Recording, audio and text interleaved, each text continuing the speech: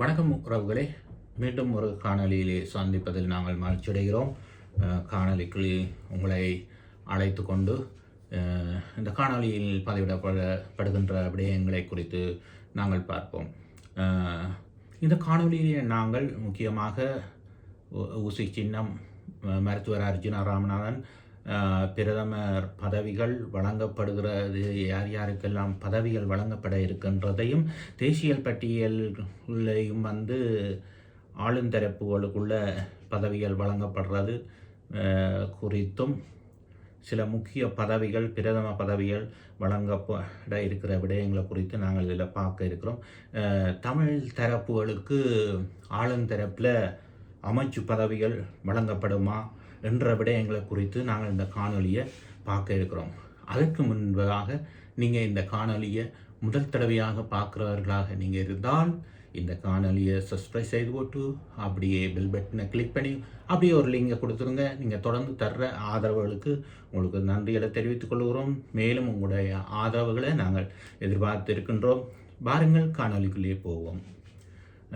இன்று சாவகச்சேரியிலே மருத்துவர் அர்ச்சனாவை அழைக்கப்பட்டு சாவகச்சேரி மக்களால், அவர்களுக்கு வாக்களித்த மக்கள் அவர்களை பொன்னாடை போர்த்தி கேக்கு வெட்டி இப்படியாக தங்களுடைய மகிழ்ச்சியான ஆரவாரங்களை அவர்கள் தெரிவித்து இன்றைக்கு கொண்டாடி மகிழ்ந்தார்கள். அந்த மக்கள் அவருடைய வெற்றியிலே அநேக மக்கள் மகிழ்ச்சியாக இருக்கிறார்கள். இருந்தாலும் அவருக்கு பல வேண்டுதல்களையும் சில விடயங்களையும் அவர்களுக்கு முன்வைத்து, கோரிக்கைகளை முன்வைத்து இந்த பணிகளை செய்ய தொடர்ந்து ஒத்துழைப்பு வழங்கவும், ஒத்துழைப்பு செய்வதாகவும் அவர்களுக்கு உறுதியளித்து அவரை வரவேற்று மகிழ்ச்சியோடு இன்று ஆரவாரத்தோடு அவரை அந்த வாக்களித்த மக்கள் வெற்றியை கொண்டாடி மகிழ்ந்திருக்கின்றார்கள். தொடர்ந்துமாக நாங்கள் பிரதமர், நாட்டினுடைய பிரதமர் பதவி வழங்கப்பட்டிருப்பது, ஏனைய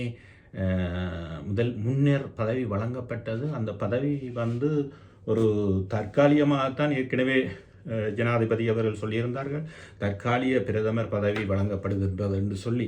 ஆனால் அந்த நாட்டினுடைய பிரதமர் பதவி வழங்கப்படுவது, அதாவது நாடாளுமன்ற தேர்தலிலே அதிகூடிய வாக்குகள் யார் பெறுகின்றார்களோ அவர்களுக்குத்தான் அந்த பதவிகள் வழங்கப்படுகின்றது. அந்த வகையிலே பார்க்கும் பொழுது கிருணி அமர சூரிய அவர்களுக்கு விட இந்த பதவிக்கான வாக்குகள் இன்னும் ஒருவர் பெற்றிருக்கிறபடியினால் அதுக்கான பதவி வேறொருவருக்கு வழங்கப்பட இருக்கின்றது.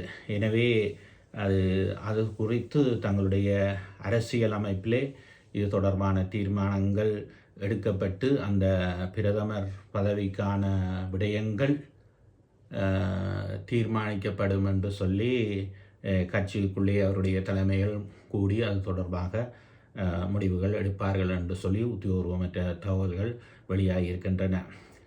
தொடர்ந்து நாங்கள் பார்ப்போம் என்று சொல்லி சொன்னால், சபாநாயகர் பதவி தற்பொழுது விமல் ரத்நாயக்கா அவர்களுக்கு சபாநாயகர் பதவியும் வழங்கப்படுவதாக கட்சிக்குள்ளே பேசி தீர்மானங்கள் எடுக்கப்படுவதாகவும் ஒரு செய்தி வெளியாகி இருக்கின்றது.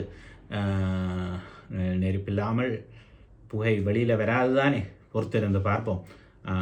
அத்தோடு நாங்கள் இன்னும் ஒரு முக்கியமான விடயங்களை இந்த வழியிலே நாங்கள் பார்ப்போம் என்று சொல்லி சொன்னால், எங்களுடைய முன்னாள் ஜனாதிபதி ரணில் விக்ரமசிங்க அவர்கள் அவருடைய கட்சியிலே சிலிண்டர் சின்னத்திலேயே புதிய ஜனநாயக முன்னணி தேசிய பட்டியல் யாருக்கு வழங்குவது என்று சொல்லி அவர்களுக்கு 3 ஆசனங்கள் கிடைத்திருந்தது. ஆனாலும் முக்கியஸ்தர்கள் கட்சியிலே போட்டியிடாமல் இருந்தார்கள். அதிலே தேசிய பட்டியல் யாருக்கு வழங்குவது என்ற பற்றியும் அந்த கட்சிக்குள்ளே ஆராயப்பட்டு கொண்டிருப்பதாகவும் ஒரு செய்தி வெளியாகி இருக்கின்றது. அந்த வகையிலே முன்னாள் பிரதமர் தினேஷ் குணவர்த்தன, அதாவது ரணில் விக்ரமசிங்க அவர்களுடைய நண்பரும் அவரோடு படித்தவருமாகிய தினேஷ் குணவர்த்தன அவர்களுக்கு, முன்னாள் பிரதமர் அவர்களுக்கு வழங்குவதாகவும் ஒரு செய்தி. அத்தோடு ரணில் விக்ரமசிங்க அவர்களும் ஏற்றுக்கொள்வாராயினும் அவருக்கும் பதவி தேசிய பட்டியல் ரீதியாக வழங்குவதாக தீர்மானிக்கப்படுவதாக இந்த கட்சிக்குள்ளும், அதாவது புதிய ஜனநாயக முன்னணி தேசிய பட்டியல் வழங்குவதற்கான இந்த தீர்மானங்கள், அதாவது சிலிண்டர் சின்னத்திலே போட்டியிட்ட இந்த அணியினரும் தீர்மானம் எடுப்பதாக ஒரு தகவல் வெளியாகி இருக்கின்றது. தொடர்ந்துமாக இன்னும் ஒரு முக்கிய விடயம், இதுதான் முக்கியமான பிரதான விடயம். நீண்ட காலமாக ராஜபக்சர்களால், அந்த சுவர்த்தப்பட்டி அணிந்தவர்களால் இந்த இலங்கை தேசம் கட்டி ஆளப்பட்டது குடும்ப ஆட்சி என்று சொல்லப்பட்ட அந்த ஆட்சியிலே நிகழ்ந்திருக்கிற நிகழ்வுகளை பாருங்கள். எதுவாக இருந்தாலும் அந்த 5 வருஷத்தில் முடிஞ்சிடும். எங்களோட பாணியில் சொல்ல போனால் சைக்கிள் டயருக்கு பால்கட்டையை பிடுங்கி விட்டால் காற்று போயிடும் என்று சொல்லுவார்கள் வன்னி கிழக்கு பகுதிகளில் பாவிக்கிற விடயங்கள்.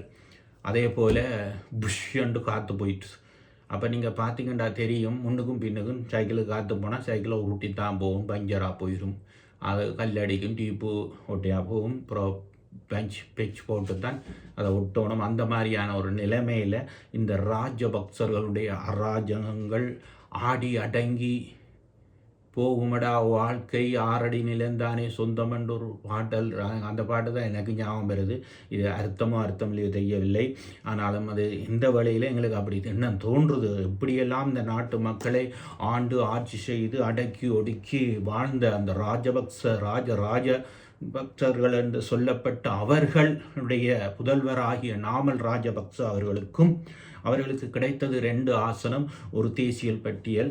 அந்த வகையிலே நாமல் ராஜபக்ச அவர்களை தேசிய பட்டியல் ஊடாக பொதுஜன பெரமுனவனுடைய கட்சி அது பற்றி ஆராய்ந்து வருவதாகவும் தெரிய வருகிறது. ஆனாலும் நாமல் ராஜபக்ச அந்த தேசிய பட்டியல் ஊடாக நாடாளுமன்ற ஆசனத்தை பெற்றுக்கொண்டு நாடாளுமன்றம் செல்வாரா என்பதை நாங்கள் பொறுத்திருந்து பார்ப்போம். மற்றும் ஒரு விடயம்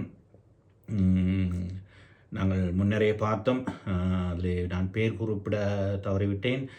ஹரணி அமரசூரிய அவர்களுக்கு பிரதமர் பதவியும் விஜித ஹேரத் அவர்கள்தான் அந்த இப்பொழுது தேர்தலில் வந்து ஹரணி அமரசூரிய 6,55,000 சொச்சம் வாக்குகளும் இவர் 7,10,000 சொச்சம் வாக்குகள் வந்து பெற்றிருக்கிறபடியினால விஜித ஹேரத் அவர்களுக்கு தான் இப்பொழுது பிரதமர் பதவி வழங்குறதை பற்றிய கட்சிக்குள்ளே தீர்மானம் எடுத்துக்கொண்டு இருக்கிறதாகவும் இந்த நேரத்திலே நாங்கள் கவனிக்கத்தக்கது. இதைவிட நாங்கள் ஏனைய எங்களுடைய தமிழ் வடக்கு கிழக்கில் வந்து தெரிவு செய்யப்பட்டிருக்கின்ற ஏனைய, அதாவது ஏகேடிவி, அதாவது என்டிபி கட்சியை தவிர்ந்த அவர்களை விட வெளியில் உள்ளவர்களுக்கு அமைச்சு பதவிகள் வழங்கப்படுமா என்ற ஒரு கேள்வி அனைவருக்கும் இருக்கின்றது. ஆனால் என்னுடைய தனிப்பட்ட கருத்து, அவ்வாறு யாருக்கும் பதவிகள் வழங்கப்படுவது இல்லை என்றதை வந்து அந்த அரசாங்கத்தினுடைய முக்கியஸ்தர்கள் ஏற்கனவே அறிவித்து விட்டார்கள். ஆனாலும் நாங்கள் பொறுத்திருந்து பார்ப்போம். ஏனென்று சொன்னால், கிழக்கு மாகாணத்திலே என்டிபி ஒருவர் தெரிவு செய்யப்பட்டிருக்கிறார், வன்னியிலே 2 பேர் தெரிவு செய்யப்பட்டிருக்கின்றார்கள், ஜாழ் கிளிநொச்சி தொகுதியிலே வந்து 3 பேர் தெரிவு செய்யப்பட்டிருக்கிறார்கள். எல்லாமாக 6 ஆசனங்களை அவர்கள் கைப்பற்றியிருக்கின்றபடியினால் 25 தேர்தல் மாவட்டங்கள் குறைவு.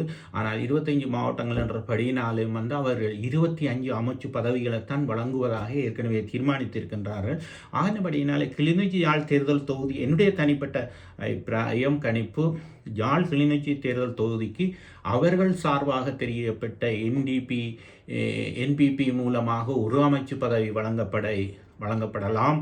வன்னிக்கு ஒரு அமைச்சு பதவி வழங்கப்படலாம். அவர்கள் சார்பாக கிழக்கு மாகாணத்துக்கும் ஒரு அமைச்சு பதவி வழங்கப்படலாம் என நாங்கள் எதிர்பார்க்கின்றோம். இதை விட எங்கட தமிழ் கட்சிகளுக்குள்ளே இருந்து கொண்டு ஆளுமை இருக்குது, இவருக்கு பதவிகள் கொடுக்கப்படுமா என்ற விடயங்களை நாங்கள் பொறுத்திருந்துதான் பார்க்க வேண்டும். அவ்வாறு வழங்கக்கூடிய நோக்கங்களும் திட்டங்களும் இல்லை என்பது நன்றாக தெரிகின்றது. ஏற்கனவே அவர்கள் சொல்லியிருக்கின்றார்கள், நாங்கள் வெளியிலே இருந்து யாருக்கும் பதவியில் எடுக்க மாட்டோம், அறுதி பெரும்பான்மையால் நாங்கள் வெல்லக்கூடிய வாய்ப்பு இருக்குது, ஒருவேளை அப்படி தவறுமாக இருந்தால் ஏனைய கட்சிகளை நாங்கள் இணைத்து கொண்டு பயணிக்கவும் தயாராக இருக்கிறோம் என்று சொல்லியிருந்தார்கள்.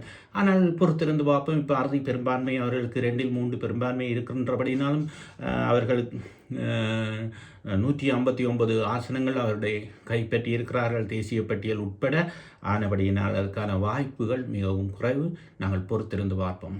ஏற்கனவே நாங்கள் எல்லா விடயங்களையும் அறிந்தோம். மீண்டும் ஒரு காணொலியிலே சந்திப்போம். நன்றி கூறி விடைபெறுகிறேன். வணக்கம்.